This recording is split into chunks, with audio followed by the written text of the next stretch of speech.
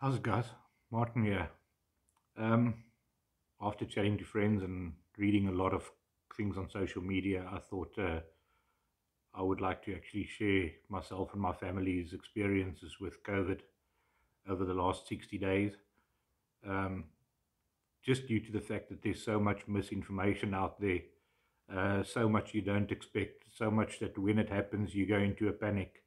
Uh, this disease is very mental, and I think every little bit that you can possibly be prepared or not panic when something happens and a weird symptom gets thrown at you. If I can help anyone out there, it would really be great. We didn't have this help. We didn't really know what was coming next. And a lot of the symptoms that came our way was very preventable if handled properly from the beginning. Uh, yeah, it all started about the 11th of July. Um, Watching television, no symptoms, nothing wrong. The next moment, I started coughing. Felt like there was something in my throat. My throat closed up completely. Didn't think anything of it. It literally felt like there was something stuck in my throat. I had a couple of glasses of water to try and find out what was going on, and it sort of eased off a little bit, but this weird sensation stayed with me until I went to bed, basically. Yeah, that night, as I got to bed, probably 10-15 minutes before I went to bed, I started getting extremely cold, but not like shivers and shakes and cold. It was literally as if the weather was cold. It was just a sensation of being really cold. It got so bad that I did something I've never done before in my life. I was dressed in sweater top, track pants, um, running shoes, whatever, and I got to bed. I literally slipped my shoes off and got in bed with all my clothes. Um, Fell asleep during the night, woke up, wanted to go to the bathroom, wanted to get out of bed. As I wanted to get out of bed, I said, whoa, it is so cold outside that I'm actually not going to get out of bed. I'll literally try and fall asleep and wait until morning. Um, yeah, so that was no chills, no fever, nothing. Didn't feel particularly bad. The cough had slightly disappeared. Just a sensation that it was extremely cold outside. Next day, the little cough still continued. Um, Later on in the afternoon, I started feeling a bit bad and sort of checked my fever, checked my temperature, and it was a slight fever. It was a very, very slight fever, maybe 1 or 2 degrees high, nothing to worry about. So I've got this little niggle in my throat. Wasn't really a cough, wasn't a dry cough or a wet cough or whatever these people try and explain things as. I'll get to the wet cough, dry cough thing. I still don't understand that, and I think it's important that we do understand what is a wet cough and what is a dry cough, which I still don't. Um, yeah, so during the next day, a little bit of a cough, a little slight fever, but nothing serious. And as it became sort of mid late afternoon, the coldness set in again. Um, this time I was getting fever chills as well, and literally went and lied in bed and lied down, shaking and being very, very cold and feverish. Um, we start that stage. We start thinking, what could it possibly be? And we all have this in the back of our mind about the bug that's around, and is it possibly that? I can tell you that uh, I'm a volunteer at Sea Rescue, and Sea Rescue do high risk uh, sort of rescues where we do treat COVID patients and take them off vessels. I made a call to not uh, do any of these calls, and due to the fact that my parents are older, I limited my sort of exposure, which was probably one of the worst things I've ever done. Sea rescue is a large part of my life, and this proved to me that when you're in an environment like that, you are in control and you are extremely safe because you can control the situation. COVID is a sickness where literally the guy delivering your food, or the chemist or the shop you go to, could give it to you. So I believe, live as per normal. Don't try and hide from it. If you're going to get it, you're going to get it, and handle it as and when you get it. Around about the third day, my dad started feeling sick as well. My dad was 89 years old, had a couple of comorbidities. He's had a heart bypass when he was 59. He had a defibrillator put in and has had cancer in his life. So yeah, 89, he did well. I mean, he was 89 years old and probably as healthy as someone of 89 can be. He started getting symptoms as well. He started the cold as well. He was sitting in front of the heater under a blanket, warm jacket on. And at one stage, he actually mentioned, wow, this is the worst he's ever felt in his life. And for someone that has had the sicknesses that he's had, stating this is the worst he's felt in his life is probably a big statement to make. Yeah, during very early, probably 3-4 days into me being sick, my dad woke up one night and proceeded to get dressed and walk down the passage, and actually asked him, where are you going? And he said, well, you guys called me for supper. So my mom promptly went and made him supper and said, you know what, if he's hungry, give him something to eat. My dad had a lovely meal at about 2 o'clock in the morning, and as he went back to bed, his chest made a horrible sound. It sounded like gushing water. My mom and myself looked at each other and thought, sure, this probably isn't good. He went and he lied down, very comfortable. And during the night, my dad passed away. That was on the 17th of July. So we don't know. Did my dad pass away of COVID? Was he very weak at his age so that very early on the disease just got to him? Or did he pass away very peacefully at 89 years old of natural causes? We don't know. We will never know. Considering he did say he was feeling bad and he did start getting the coldness that I had, I can suspect that he was getting the start of sickness of COVID. Day after my dad passed away, my mom started getting sick. She also got cold, also sat in front of the heater, but she got it differently, completely differently to me. She basically, her oxygen levels dropped. Now, with me being sick and my dad having passed away, in our family we have a lot of little medical devices and things lying around the house, and we had one of these. Well, this is the actual one, and we put this on my mom, and we saw her oxygen levels had dropped quite dramatically.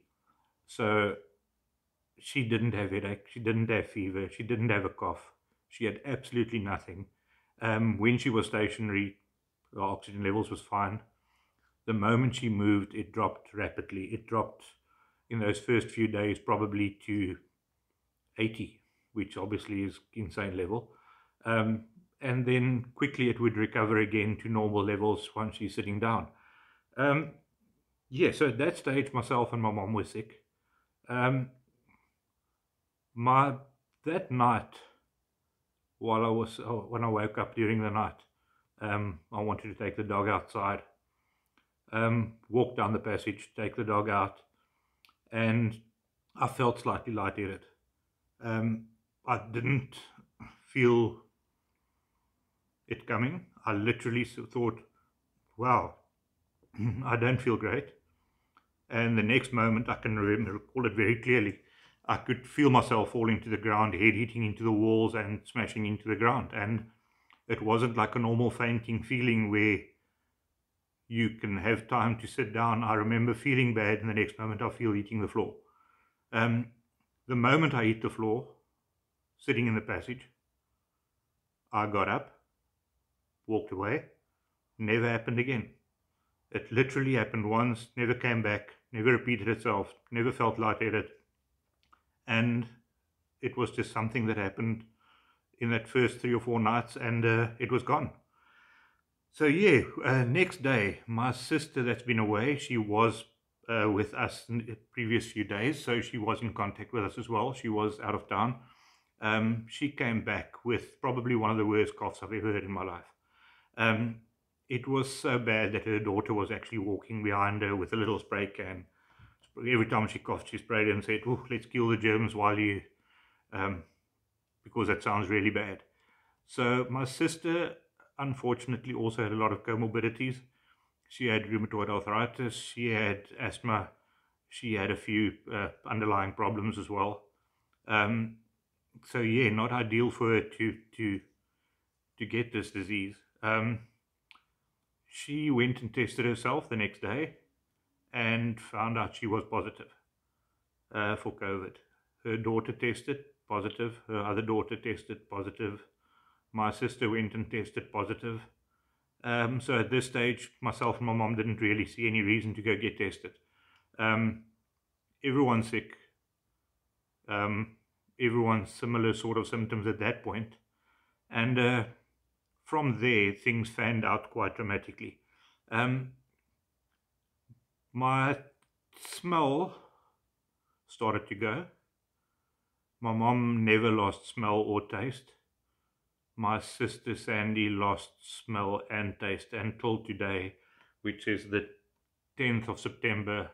She hasn't got either one of those two back yet. So probably close to 55 days down the line, she hasn't got smell or taste back yet.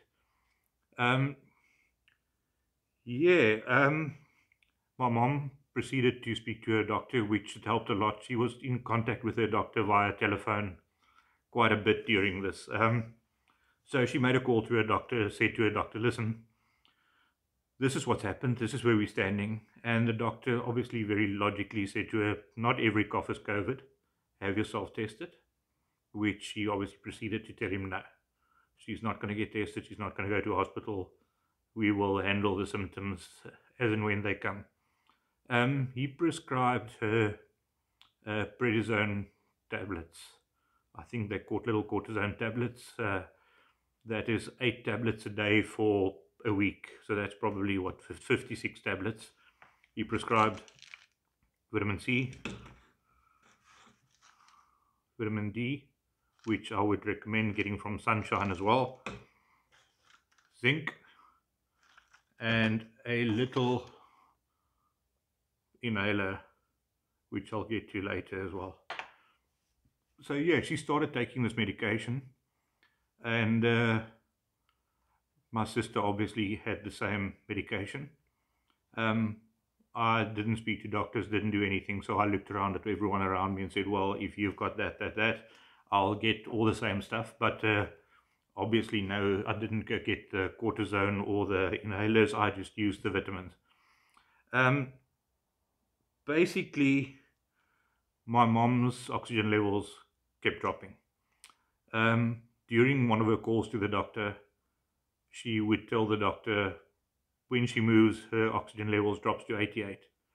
And it got me extremely frustrated because I know it dropped to high 60s, 70s, mid 80s, things like that. So not 88 at all. So yeah, a few days later, I insisted that she call the doctor again. She called the doctor, told him the actual levels had dropped to, and he said, "You need to go on oxygen." We got the oxygen very quickly. We actually didn't get physical oxygen. We got a little oxygen concentrator, which that I think is a game changer. My other sister, in the meantime, had gone on to oxygen at home straight away. She had a massive big oxygen bottle with a pipe attached to it, and you are sort of limited to the range of this length of the tube that you have, and you have this oxygen bottle. I think with this disease being so mental, having that concentrate, or I think it's called a concentrator, it's a little machine that makes oxygen, um, that you can actually on wheels tow around, and you can go into your own bed and go lie down. You can go to sit on the couch in the afternoon.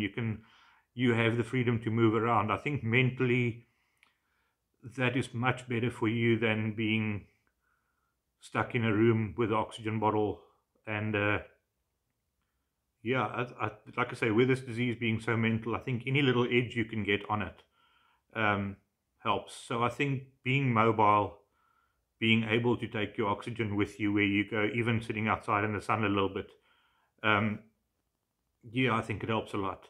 My mom at this stage was not that mobile. She literally would get up in the morning, she'd go sit in the lounge in front of the heater, oxygen on full time, 100% of the day, and fall asleep between meals, and then go to bed probably by 6 o'clock in the evening and sleep through until the next day. Um, I had this thing very strange. My oxygen levels never dropped. I never got out of breath. I never again after the second day had a fever. I never had my taste go away.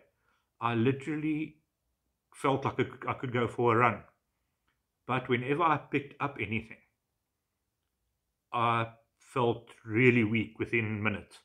And the strange thing with this is you could literally think you are having a good day and do a little too much, and the next day you are followed by your absolute worst day ever. And not all of these things you can explain. Sometimes it's just you just feel bad. You don't know what it is. Um, Around about day 4, day 5, I did develop one concerning sort of symptom. If you go in, because as you do, you run to Google, and the one symptom that they mention in all the articles, which they say you should go to the emergency room, is tightness of chest. My chest felt like someone was standing on it. The middle of my back, right in the middle of my back, felt like someone was jabbing me in the middle of my back. So I knew I had these two symptoms, but thought I'd just push through, and wasn't planning on going to doctor or hospital or anything like that. So I just rested as much as I could, took all the necessary vitamins, and thought, let me just stay as healthy as possible for as long as possible. At that stage, I was handling all the paperwork for my dad, and sort of helping mom get through her situation. My sister Anita, in the meantime, took a turn for the worse. Her oxygen levels at home, even on the machine, dropped to crazy levels until eventually there was no option but to call an ambulance and have her taken to the local hospital. She got to hospital. They started treating her with normal oxygen. First day or two, all good. The feedback from the hospital is that she's responding well. She's not doing badly. Oxygen levels are up. She's okay. We've heard from stories in the past, and we have had friends that hasn't come through this disease, where we know also how things started all good. And so yeah, optimistic and hopeful that she does well. A few days went by, and she actually developed pneumonia. So doctors were saying, okay, well, all still good, oxygen levels fine, they are treating pneumonia. And we got feedback from the hospital that the physiotherapist was very happy with the progress she was making. Yeah, from there, next phone call we got was basically from the sister at the hospital stating, will someone please come help? She's trying to get off the machines. She's disconnecting the machines and trying to walk out of hospital. Can someone just calm her down? Because her levels drops. Her sats drop to about 60 every time she removes the equipment. So yeah, it wasn't a turn for the better. It was actually a start of the bad things to come. From that machine, she was put on a ventilator, and unfortunately, on the 4th of August, my sister passed away as well. So at that stage, we'd lost my dad and my sister in a period of 2 weeks. At the same time, my aunt in a close by town also passed away of COVID. So yeah, family was hit very hard in a very short period of time, with three family members passing away in 3 days, or in 2 weeks. Um, yeah, so at that stage, it's very strange because you get a lot of phone calls and you get a lot of concerned friends and you get people asking you how you're coping. And to be honest, I don't know if we're coping yet. Um, while you have someone that's still sick, while you're still trying to get yourself through it, it is still a big fight to get yourself cured mentally. You go through patches where you say, I would like to get this person help, but I need to first look after myself. And then you say, okay, well, mom's on oxygen. I need to get mom through this. And the last thing you think about is about things that's actually happened in the past. So it sounds harsh, it sounds strange, but we probably still haven't processed what's really happened, because you go from crisis to crisis. You start managing the one crisis that you're in, and yeah, it's very, very strange situation that you almost get hard very quickly and get over what's happened very quickly, because you are still in a crisis and you are trying to get the next person through and limit more damage. Um, yeah, so at that stage, um, I got another strange symptom. We still have this little machine that gives you your oxygen levels. As I said, my oxygen never ever dropped. But for some reason, my pulse all of a sudden shot up to about 120.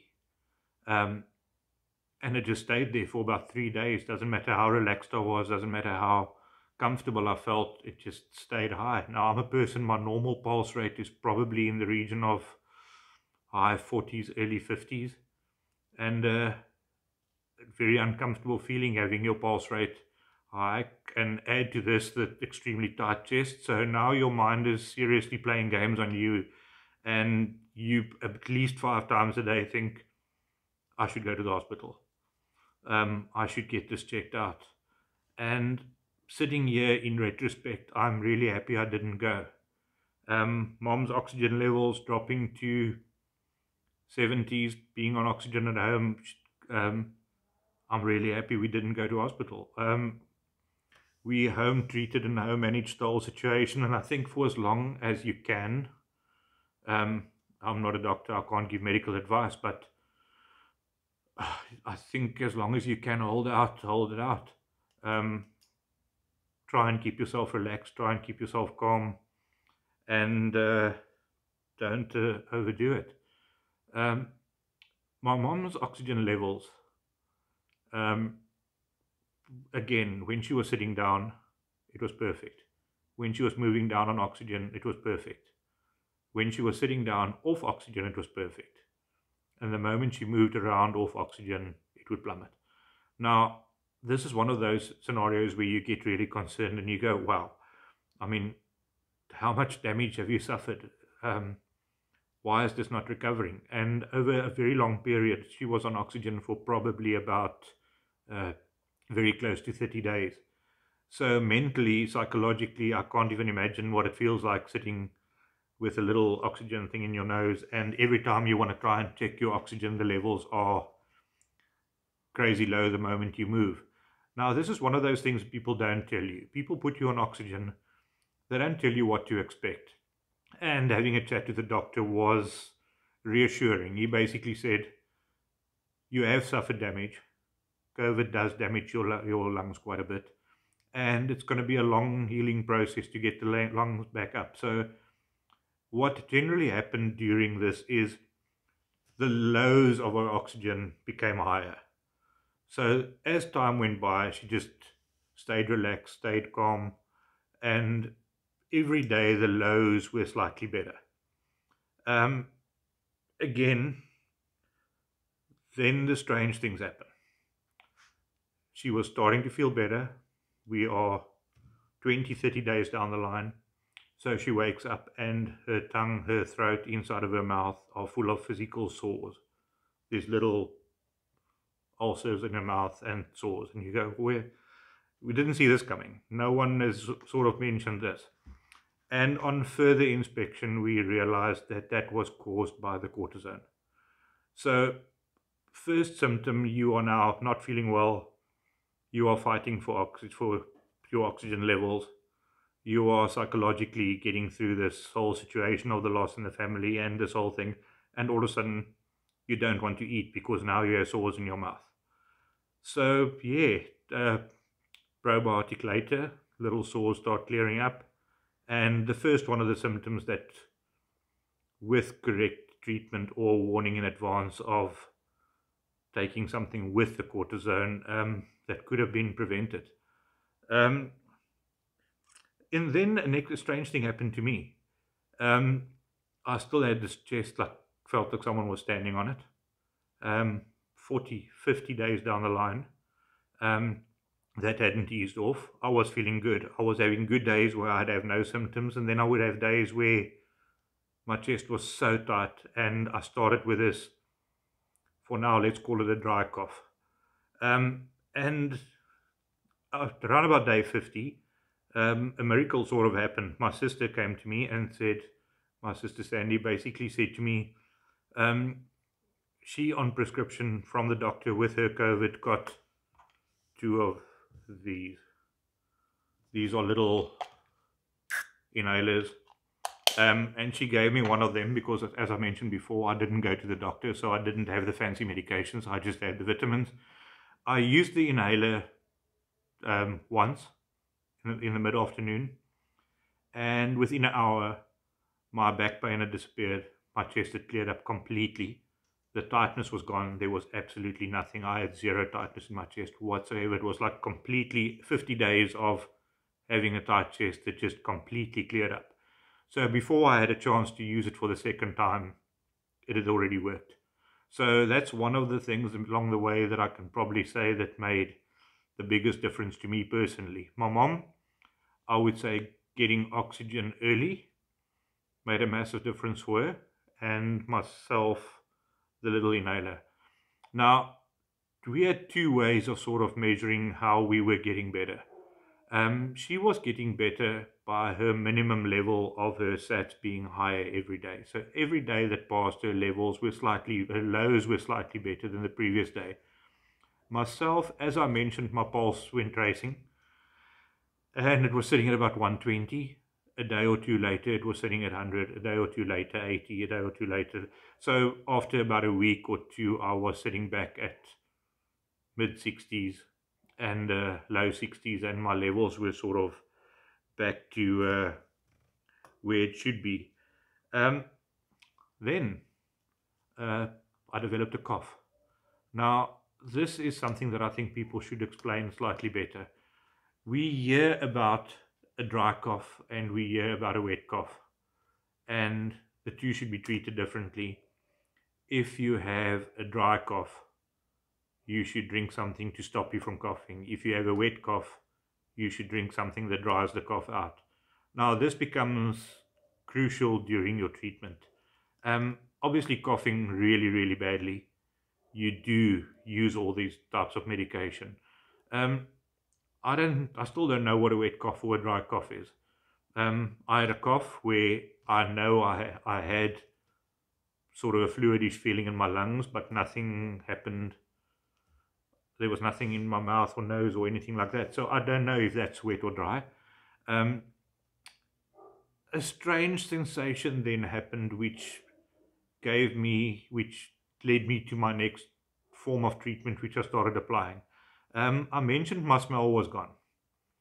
So then I noticed that if I was smelling something, I picked it up, had a smell of it, I had no smell of it. However, if I was cooking food and I opened the lid of the pot, the smells coming off it, I could smell. So I would spray my deodorant and I wouldn't smell it. And I would open food and I could smell it. So this made me think of what a lot of people tell you to do, to steam, because obviously the heat coming off the pot, I thought, well, maybe I should steam. And I took a big pot of boiling water, poured the water in, We have a little steam machine, but I think it doesn't make as much steam as real boiling water. Put a towel over my head, and minutes later, I would literally start throwing up gunk coming out of my body. When you do that and you go to bed at night, as you lie on your left, you could feel stuff running across. As you lie on your right, you could feel, so you know you have stuff in your lungs, but it's not coming out. So I think steam dramatically made a difference for me there. Then again, another symptom. I woke up one night, lips bleeding, mouth so dry. I drank fluid and it actually stayed in my mouth. My throat was so swollen inside that the liquid physically stayed in my mouth and sort of slowly went down. And I thought, where the flip did this come from now? What is this again? So now we've had the sores in the mouth on my mom's side. I've now got this lip bursting and throat so dry. I drank about a litre or two of water and it didn't really ease off much. And then finding out what that was is now you have the cough and you are drinking medication, and your medications contain antihistamines and things to dry up the cough. What no one then tells you is that that actually dries up everything. So my throat and body became so dehydrated that it took me days to get that right again. So now we've had the cortisone, which caused the sores. We've had the cough medicine that caused the mouth and the dryness, and that was probably my worst symptom. During all this, we're getting better. And to be that honest, my mom is 78 years old. I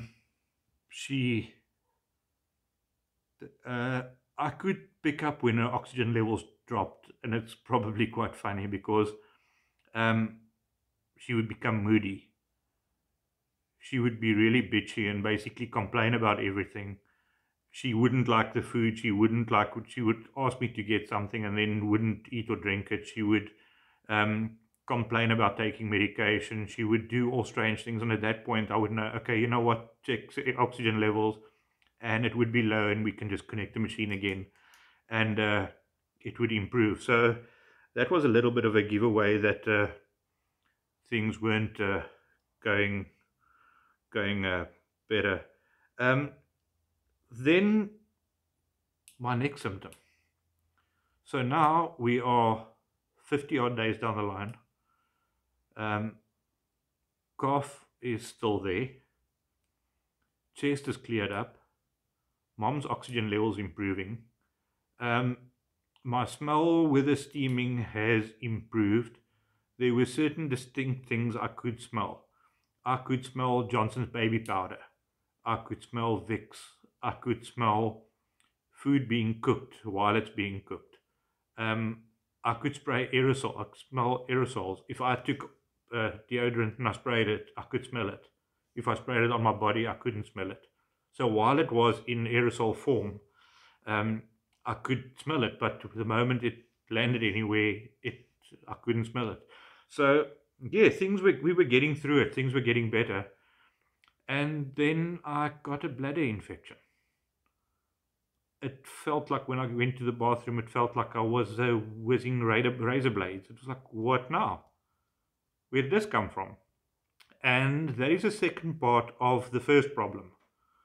So with your body dehydrating from the medication, you're basically not going to the bathroom. You're drinking a litre or two of fluid per day, but you don't end up getting to the bathroom because your medication's drying everything up. And another thing you don't get warned about. So now my mom's oxygen level dropping. I had the pulse that came back pretty quickly. And our worst symptoms were sores in mouth, which is caused by medication, dry throat, bleeding lips caused by medication, bladder infection caused by medication. At this point, basically, I decided, you know what, I'm going to sort of stop all medication. I'm not taking a single medication to treat the symptoms. and 2 days later I was fine. I don't know if enough days had passed. I don't know if it was just time to feel better. But the moment I stopped all the medication that people give you to take to treat all the symptoms you get because of COVID, um, different things keep going, and you go from different symptom to different symptom. Um, so yeah, lessons learned for me. If you can treat yourself at home, treat yourself at home. Rest is vital. You would have one good day in the middle. If you then go and do 5 minutes too much work or something manual, the next day would be your worst day. Where I'm sitting here right now, probably 60 days, close to 60 days down the line, I tried to tackle a little manual job around the house 2 days ago, and the project I set myself out to do, I got halfway through it, and I just said, well, I'm not there yet. I can't. I physically cannot do it. Not out of breath, not tired, not. It's just a feeling that something's not right. Your body is just not able to do it yet. Yeah. So then obviously we now have quite a bit of antibodies, and we are in the middle of this bigger debate about being vaccinated or not vaccinated.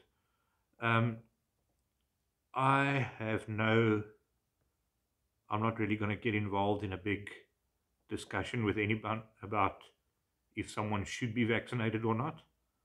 I don't have an opinion on that, but what I do have an opinion on is that the information that we're being given about the disease, the way this disease reacts to your body, where some of the strongest people I know has passed away due to it, and some people that have had 20 comorbidities literally had no symptoms.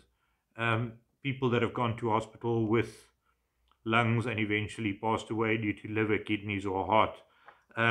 This disease is just way too clever. I don't know if something natural can be that clever. Let's say it can. I've had 3 family members pass away. I 20 times during this basically thought I needed to go to the hospital. 2 or 3 times during this I thought I'm not going to pull through it in the first few days, and I'm still not convinced whether a person should get vaccinated. I'm still not convinced whether our immune system should fight this. I do buy into the fact that the vaccine can make you not go to the emergency room or get seriously ill. But the argument that we see quite a bit at the moment is that people that aren't taking the vaccine are killing other people. I do get the meaning behind that, where they mean people with heart disease or car accidents or whatever aren't getting to the emergency room because people that are fighting COVID are filling up those wards. I do get the concept behind that. But there's so much I think we're not being told. Someone in my position should say, I recommend everyone get vaccinated straight away because I lost family members. I'm not convinced.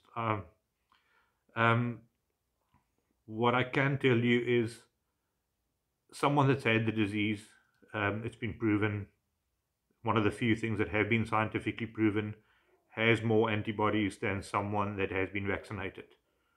So I do have an opinion on the fact that when someone should be left alone. If I've just had COVID and I have 16 times more antibodies than somebody that's been vaccinated, I think they should just not give me a hard time about a vaccination.